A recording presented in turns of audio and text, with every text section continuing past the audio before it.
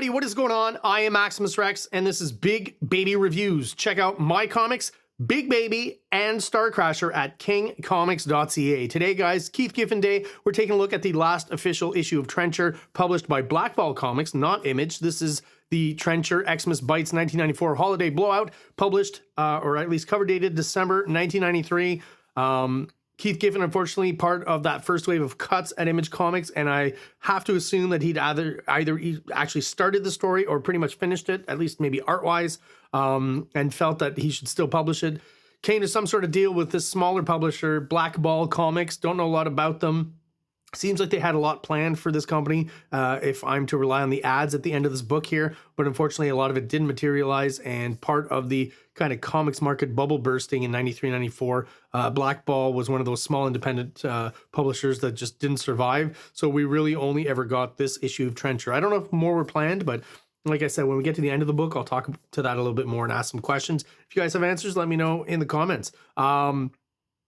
I feel like the art has continually improved and gotten clearer. I don't know what it is, but it almost feels like even the printing is just slightly crisper on this Blackball Comics than what was happening over at Image. For all intents and purposes, production-wise, this is an Image comic, from the coloring to, the interior credits page, the actual, look and color of the whole story. No ads within the whole story, and then the ads being reserved for the end of the book, which I always liked.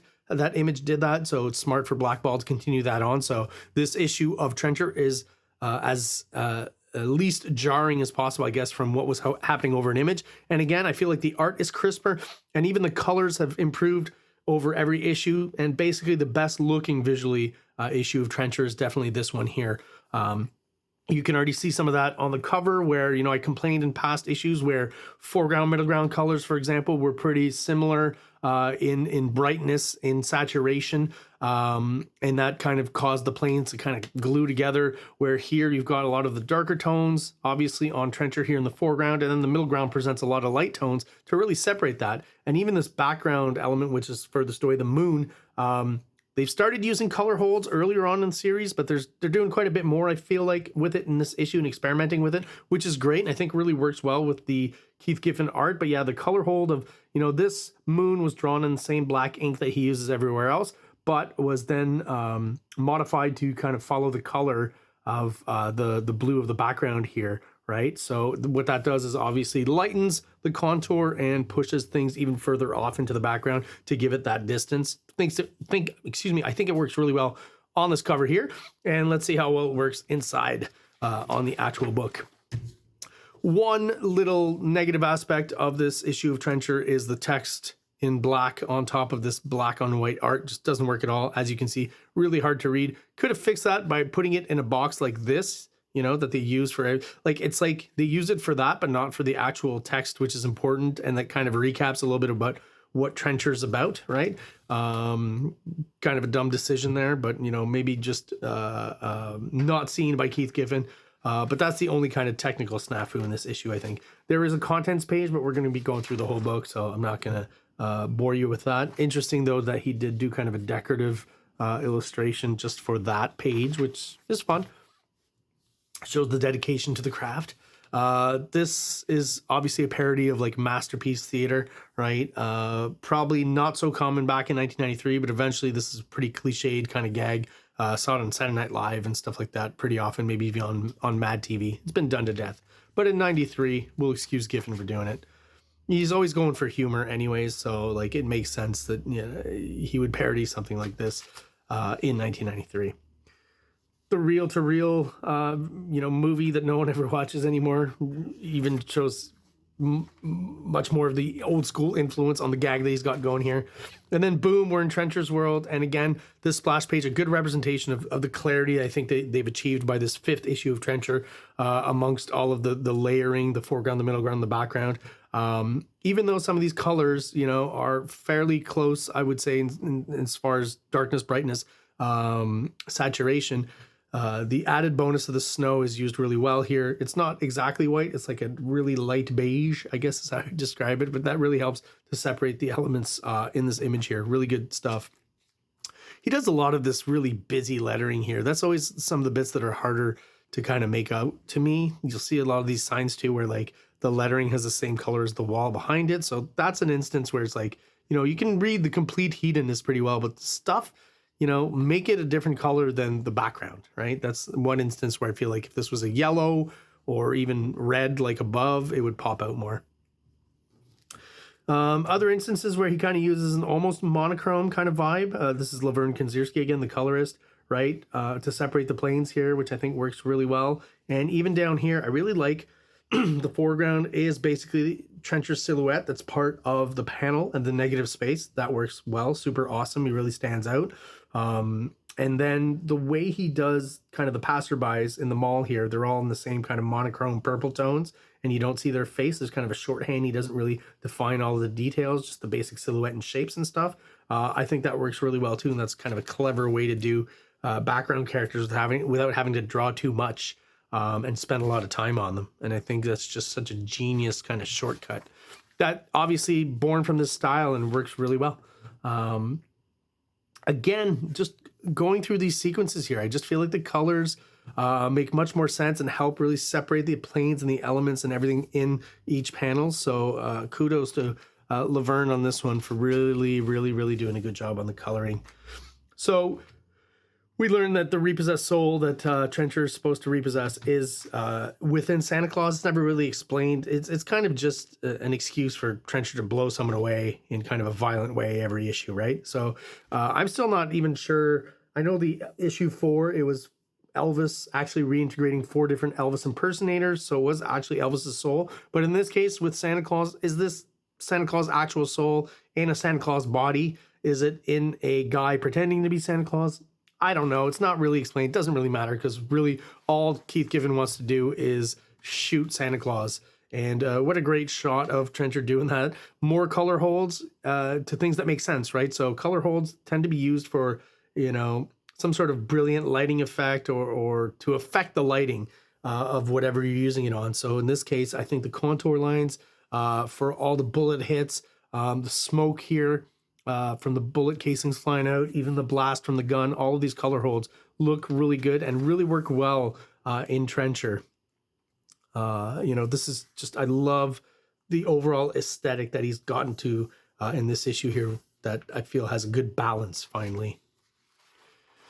We're introduced to our villain who's gonna be facing off with Trencher later. Another interesting aspect of the color hold, the villain, almost every panel, he's basically a color hold or a color hold is used on him. There's just a few where they miss it. I don't know if that's a mistake or if they do it on purpose for some reason. I'm not quite sure, but like right here, this is his arm here and no color hold involved here. So I don't know why in some instances they do and they don't.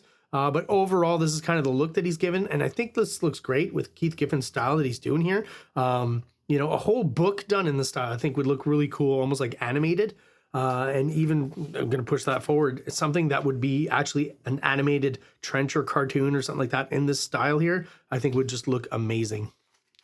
You'd obviously have to simplify some of it, but so the colorist again, like all these intricate background elements, you know, almost like when he's doing like Kirby tech, but on steroids or on cocaine or something.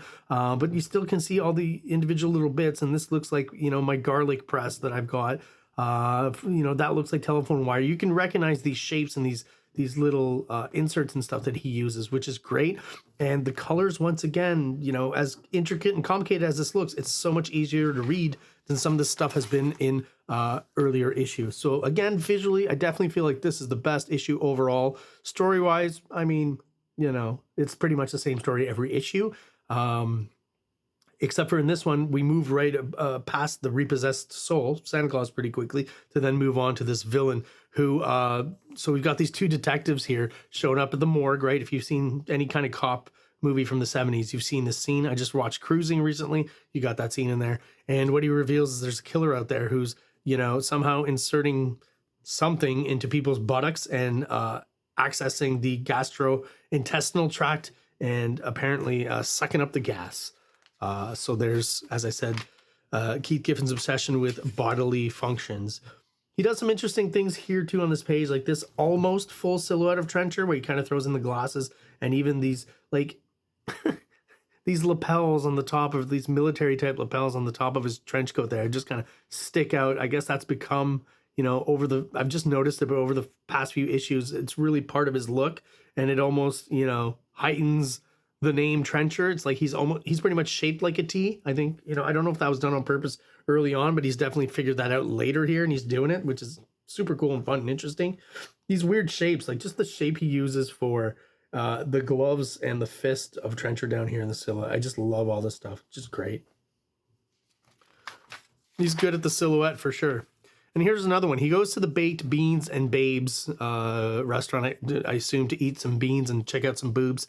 And again, the background is yellow and the lettering is yellow. That's just an instance where I definitely feel like you should make the lettering a different color than the background so it pops out even more. But it does, I guess he's trying to get across this idea of glitz and glamour and lots of lighting and reflection and stuff. But again, maybe this would be a good instance for that color hold that they're not really doing in this book. On the lettering, I mean. Here's our villain again. So the police officers, you know, they need to talk to basically an expert. So they go to a proctologist, right? Perpetual proctology is where they go. And they meet the doctor here. And just seeing that he's basically a dark silhouette with these, you know, weird clawed cybernetic hands, which look really cool. Got lots of like little surgery tools and stuff on them, right? Doesn't give him away at all to these officers that maybe he might be involved in that, right? But yeah, so they ask for his expertise on it, right? And then this is interesting because a lot of stuff happening on this page where we go back to Trencher eating beans, basically. And how important is that? Not really. One panel would be enough, but he's basically statted the panel 9 times here because he knows he's going to throw this memo over on top, which is very interesting. And he's breaking the fourth wall. The memo here is addressed to Keith Giffen from, I guess, Dave Elliott, who I think is probably the guy who owns Blackball Comics. I'm not quite sure. I'll read this to you because it's pretty fun. I'm a little concerned about the 2 police officers that you've introduced into the current Trencher storyline. The hard-edged, street-smart detective team has, I'm afraid, become somewhat of a cliche nowadays. Obviously, think of Sam and Twitch and Spawn, right? A quick perusal of the current crop of comics yields a veritable plethora of tough-talking lawmen with very little to distinguish one from the other except hair color, or in the odd case, some poorly thought-through ethnic mannerisms. I believe we would be better served if the 2 officers in question were female. Not the most innovative idea, I know, but one which should help alleviate the feeling of déjà vu most comic book readers experience whenever law enforcement officers are introduced into a storyline. I have taken the liberty of contacting Detectives Lopez and Kemp and apprising them of the situation. I believe that once you've had time to think about it, you'll realize that these changes have been made with your best interests at heart. Now, did the president or the publisher of Blackball Comics actually see this and write to Keith Giffen? Obviously not, but it's a nice bit of more comedic kind of aspects of the series that I find fun. And from this point on, basically, we're going to see that for the rest of the issue, these 2 will be depicted as women. But as you can tell here, there's makeup, there's hair, there's a skirt, but their male anatomy has pretty much stayed the same. So basically, our 2 police officers will be drag queens for the rest of the issue. Another cool color hold here. So a little bit of foreshadowing to the Baked Beans and Babes restaurant where Trencher is. Obviously, our proctologist villain here will be meeting up with him and facing off. But first, we get his origin story as he kind of walks towards the Beans and Broads restaurant. I think it's, I already forgot the name. And he kind of walks into a flashback here. And then, boom, the flashback officially kind of starts here as kind of an old school Marvel style comic. And, you know, even though he's still using the Trencher style, I feel like he's simplified it just a little bit here, cleared it up a bit to give it a little bit more of a Kirby vibe. And as we know, you know, Keith Giffen can definitely channel Kirby really well. So I feel like he's doing a little bit of that there. Even the machinery here is just a little bit easier to read and just amazing. I love when he does this kind of whacked out Kirby type technology, but obviously in his own style. He's just, you know, so great at it and so distinctive and so individual to his style. Really cool. So yeah, our proctologist dressed in that Kirby scientist henchman green suit that we've seen a lot of across the years with Kirby costumes and Kirby characters. So I definitely feel like there's an inspiration from that. A little bit of Hydra.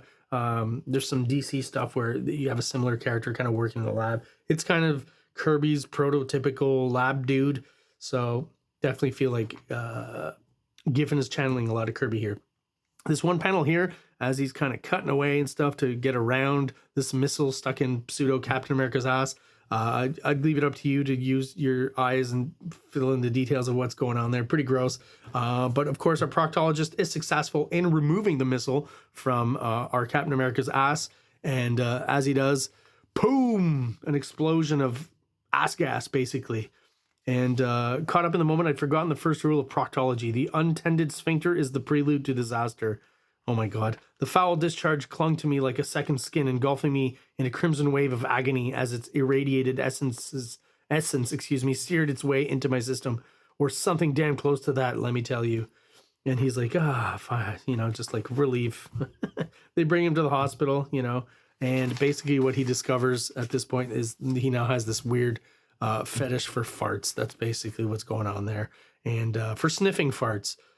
So interesting way of working in an odd fetish into an odd sexual fetish into a comic book meant for teenagers. Obviously, as I talked about earlier, very infantile. So, that pleased me to no end when I was 12, 13 years old back in the day. If I would have read this, I would have enjoyed it. I enjoyed the earlier Trencher stuff with the bodily fluids and the bodily humor. But this definitely takes the cake, honestly. And I'm glad I kind of waited. I bought this issue a few years ago and kind of intent on reviewing it and reading it at some point. And it was a bit of delayed gratification where I was like, hey, I've got this Trencher issue. I really like Trencher that I've never read before. So I'm going to use delayed gratification and push it forward, the reading of it until, I need it for the review. So this is a really fun read. Really brought me back to what I liked about the series and the art and stuff and the subject matter. And just, again, not in any way an amazing series, but if you're into this kind of humor, you're definitely going to have fun with it. Love that color hold. Again, it just works really well against this ink aesthetic, but man, seeing a whole book like that with those Keith Giffen designs, would love to see that. So Trencher's gone to the bathroom here at the Beans and Broads or Beans and Babes restaurant. And as he comes out, he realizes, that our proctologist has just been sucking the farts out of everyone in the place here. And there's a gas kind of like, it's just, I don't know how to describe this other than just really whacked out and out there. Pretty crazy that this is the subject matter of a comic book, but really fun. Again, just, anything crazy, surreal, and out there, I'm really into. The older I get, the less I want the cliched stuff, the stuff I've seen before. And, again, reading this issue now in 2026 still brings me something that I don't think I've seen anywhere else. There might be a good reason for that. Most people just aren't into this kind of stuff, but I think it's hilarious. And yeah, just a great color. Here's a good example of like the color hold, right, on the body, but then the hands and the goggles not being color hold. So it does help here in the foreshortened pose kind of separate planes there. So I think it works and looks pretty cool. And I mean, obviously we know there's going to be a fight. So that's what ensues here. I'm not going to waste too much time on that. Nothing super, remarkable about the fight itself. We've got our drag queen police officers flying off to the scene here. And what's going to happen is here, our proctologist disconnects one of his tubes and lets some of that gas out. To incapacitate Trencher, I guess. And Trencher's asking Phoebe, his assistant, shut down the old factory, shut down, and he's kind of choking on it. Police arrive, start shooting up the scene, and of course the nauseous gases ignite, and we've got our first Blue Angel in this book, not the last though. Our villain escapes, and so does Trencher, and Trencher basically asks for tracking to happen on our villain proctologist, and he finds him in the outskirts of town, toy warehouse, right here. And I just do want to mention here, the way the negative space is being used here, the gas cloud kind of moving in, kind of fading off into the white of the page, kind of similar to something he did with the clouds. I think last issue 4 of Trencher, really clever, really cool, and I like how he does that there. The way the panel's built, basically with the contour of the buildings here and the contour of the gas. Good stuff, good stuff. And yeah, so quickly finds our proctologist at the toy store here. Love, once again, the use of negative space of the silhouette here. He used it earlier with Trencher. I guess he decides to do it again here with our proctologist in the foreground here. Really works really well. The separation of the planes is done really, perfectly. And you've still even got the color hold on his contour to remind you that that's the character that we've been seeing from the beginning. And even the hands here, very recognizable, even in silhouette. Of course, Trencher gets rid of him real quick. And basically, I think he ignites his fart. Yeah, 1 second, Blue Angel here. And I love this page and these pages generally from Keith Giffen, this kind of shot where basically you're looking at an abstract piece of art. The broken border with the extra little paneling here, that's just genius. I love that. And, you know, the piping in the foreground, the snow on top, the explosion in the background, the color hold on it to push it back into the background. Great stuff. Again, visually, this book just looks awesome and really is kind of the epitome of Trencher, I think, for me. And, I mean, pretty apt since it is the last issue we'll ever get of this character. Started using the noise filter. So yeah, cool stuff at the end here. We get an ad for Speed. Bad News Travels Fast. This character by Laverne Kinzierski. Don't know if there ever was a book. This might be his only appearance. Maybe it was planned for Blackball. So this is that interesting stuff I was telling you about at the end. A pinup of Trencher by Dave Johnson. Really cool. Very kind of stripped down, simplified version, of course, because, you know, I'm surprised that Dave Johnson kind of, you know, simplified it to this extent, as he was the one who kind of came up with the crazy manga guns for Super Patriot that were very complex and intricate. So him simplifying Trencher feels like he just wanted to get through this pinup pretty quickly, but I think he does a pretty good job of it. This character is kind of interesting. Don't know who he is, but it's like, you know, really thick kind of ink line, so fun to do, but basically that's his hair, and these are like appendages. It's an interesting concept. Mr. Monster, don't know much about the character. I've seen his stuff here and there. Always kind of like, I remember the Tundra book ads back in the early 90s had this kind of painted version of him. And I don't know if it was the artist or someone else, but I always thought that was the coolest looking Mr. Monster. Was it Simon Bisley? I could be wrong on that. I don't know. Maybe I'm not remembering things properly, but we get a little bit of an epilogue. Our drag queen police officers end up in heaven, and Trencher just kind of finishes off his Masterpiece Theater sequence from the beginning there. So coming your way in April of 94, the second annual first issue of Monster Massacre, monthly mayhem for the masses, brought to you by Black Ball Comics, because you're not as stupid as they think you are. So did this ever come out? I'd totally be interested in seeing this book, but I don't know if it actually even exists. Pathetic excuses we came up with to explain why this book is late. Well, not that interesting, to be honest. We've got some ads for Image. We've got some ads for Malibu Comics. So not playing favorites, you know, just, I guess, helping out whoever's willing to pay for the ads. That makes sense to me. So, you know, again, when we say Image, we're probably talking about Jim Valentino more specifically here. And if we're talking about Malibu Comics, more than likely, possibly Malibu, but possibly even just directly Jim Starlin, putting some ads there. Freak Force for Image, right? There's another Image ad in there. This is another one coming in March. Black Ball Comics, only $3. The battle no one asked for, but you're going to get it anyway. And this clearly is Simon Bisley, or that one guy who's like the Simon Bisley clone who started appearing in the mid-90s. I don't know for sure. You know, you tell me, because there's no signature that I could really make out here.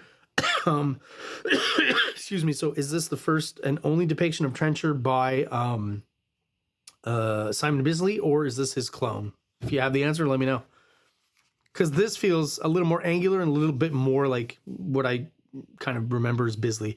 This Ain't No Quiet Day in the Metropolis, Skybox, Black Ball trading cards. Did these come out? I don't know. I vaguely remembered I saw him in the ad again. This is a character from Kevin O'Neill, always very much in the same kind of guise of, you know, Judge Dredd and martial law that I really like. They're always kind of similar because, you know, I've always felt that Kevin O'Neill really doesn't like superheroes, so there's always kind of a weird leather bondage aspect to them, which I find kind of unsettling and interesting. But yeah, this cat character by Bisley, did he ever appear in anything at Black Ball Comics? All this stuff back here. If you know anything about Black Ball Comics and more of these products, if they were actually put out at some point, please let me know. I'd definitely be interested in checking them out and maybe trying to acquire some of them, because, you know, some Simon Bisley stuff that no one knows about, or some Kevin O'Neill stuff that no one knows about, why not? The most incredible crossover of all time, Spawn Batman and Hero magazine back then, right, which was a competitor with Wizard magazine. This was the Greg Capullo pinup that appeared in Spawn Batman, the Image version of the crossover. So there you go, guys. That is my review of Trencher, the Xmas Bites 1994 Holiday Blowout. If you're still watching the channel and you are subscribed, thank you so much. I really do appreciate all your support. If you're watching but you're not subscribed, please do so below. It only takes a quick second for you, and it really helps the channel out, helps us grow, and helps get us out there to other people who are into comic books just like we are. Speaking of comic books, I make my own. You can check out my 13-issue epic Big Baby series, as well as my 32-page one-shot surrealist cosmic sci-fi story STARCRASHER at KINGCOMICS.CA. So guys, thanks again for watching. Have yourselves an awesome day. Like, subscribe, like, subscribe.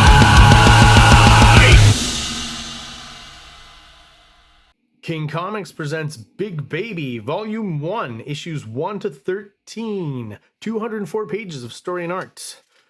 King Comics also presents STARCRASHER one-shot, 32 pages, cosmic sci-fi surrealist adventure. You can find these fine comics at KingComics.CA, at MaximusRex13 on Instagram, or on Facebook, MaxRex or Big Baby.